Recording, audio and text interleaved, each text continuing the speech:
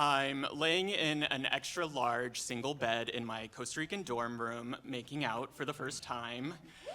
My heart is racing. I think I'm doing this right. I'm opening my mouth as wide as possible.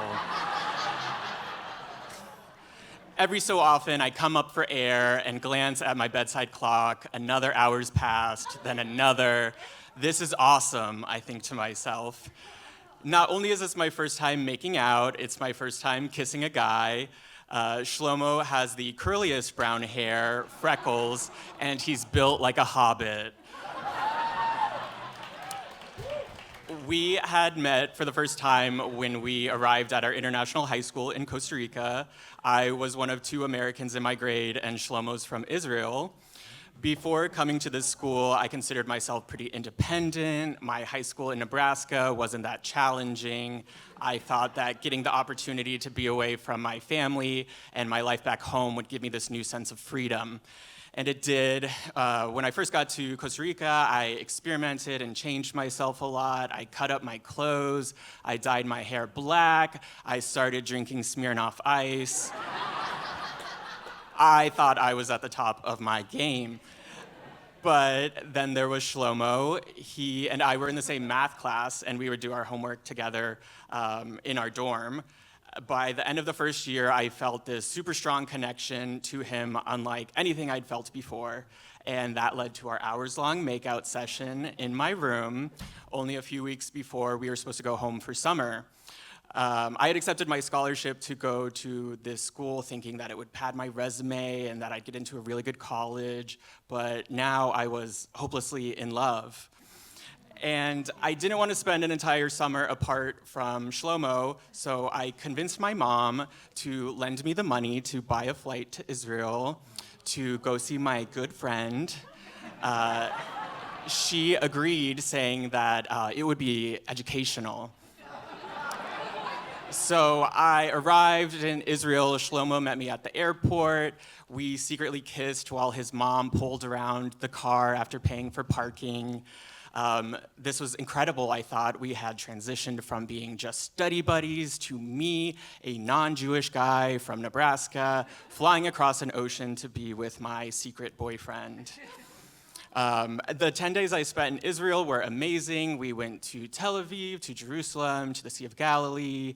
I returned home, still super infatuated with Shlomo and even more excited for the future of our relationship.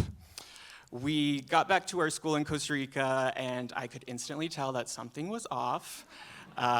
We were all stressed. I was nervous about where I was going to go to college, and Shlomo was getting ready to go into the Israeli army for 3 years. And a little before our winter break, he took me aside and said he thought we should go on a little break until things settled down.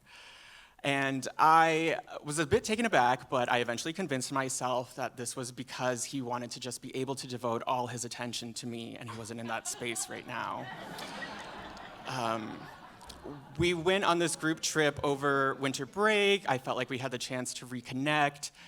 Things were good between us. We came back to campus and were recounting our story to 2 of our friends, Maria and Diego. And Maria is one of my best friends, but she really loves to stir shit up. She changed the conversation to something that was news to me. Did you see what Shlomo and Diego did before winter break?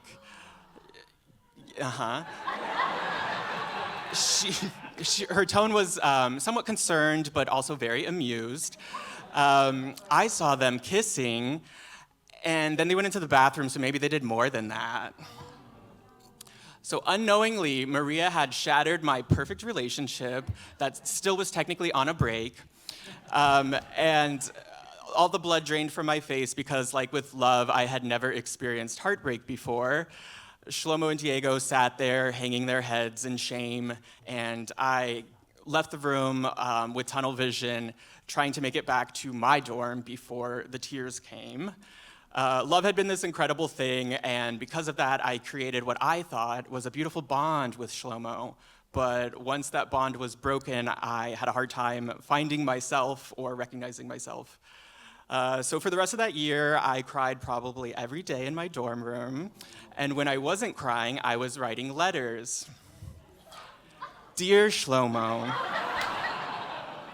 I feel like things didn't work out between us because I cared more than you. Dear Shlomo, I wish you had come talk to me after class, but you didn't. Dear Shlomo, I didn't like that you hung out with other people and you said that it was fun. You should have been sad that I wasn't there. Sometimes I would leave these notes in his room when he wasn't there. Other times I would just hand them to him in silence. And I realized that words of criticism is not Shlomo's love language. He did not like this. One time we were walking back from campus, just the two of us, and I was going on and on, recounting all the ways that we could still make it work if we just changed a few things. And he didn't push back, he didn't ask me to stop, he just took off running, flip-flops clapping into the night. And you would think this would be when I finally gave up hope, but I still held on, thinking that there could be some way we could rekindle things and things would smooth out. And they didn't.